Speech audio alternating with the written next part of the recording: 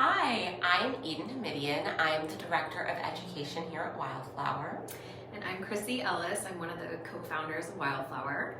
And we are here to answer a couple of questions we got specifically about postpartum depression and what makes postpartum depression different than other types of depression or major depression. And the first thing we want to talk about is that there's this common misconception that postpartum depression is so much related to the difference in hormones. And while that is part of it, it's really just a very small part of it. And some of the other factors that really contribute to postpartum depression are that this is like the biggest change somebody will be going through in their lives, and it's such a hard one. And you go through this change with so many vulnerability factors: lack of sleep, lack of time to take care of yourself, and this huge identity transformation, all while you're trying to take care of your new infant.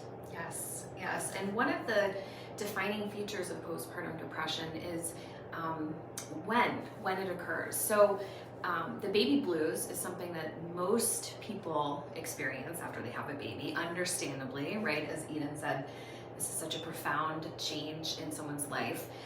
So there are going to be a lot of emotions, and that is a lot of that impact is hormonal, and the hormonal changes that are occurring after birth.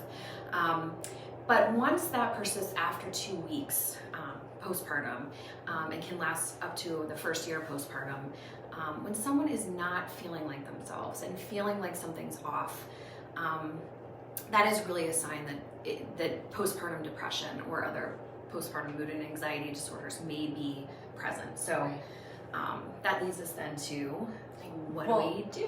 What do we do? But also I think it's important to talk about some of the other signs you might be seeing, because we think of depression and we think of not being able to get out of bed, not being able to do the things you need to take care of yourself.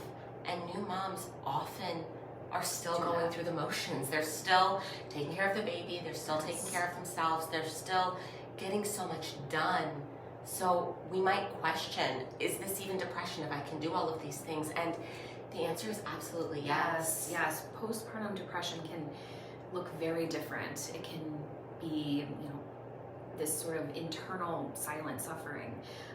It can be rage. Mm-hmm. It can be shame. It can be guilt. And again, bits of these experiences are normal. So we don't want to pathologize all of these emotional experiences, but I think the persistent nature of them and feeling, again, really, really off, and just knowing that postpartum depression really, truly does look different in everyone. So there is not sort of this one size fits all. Exactly. And so what should we do? I mean, there is so much support available. There's therapy, there are support groups, there's psychiatry with psychiatrists specifically trained in perinatal mental health. Yes. So, Chrissy, what would you recommend people do to access that? I think the most important thing to do if you or your partner or a friend or a family member is suffering, or you suspect they may be experiencing postpartum depression, is to reach out. Reach out for support. It is the single best thing that you can do for your baby. You do not have to be alone, and places like Wildflower are here to help.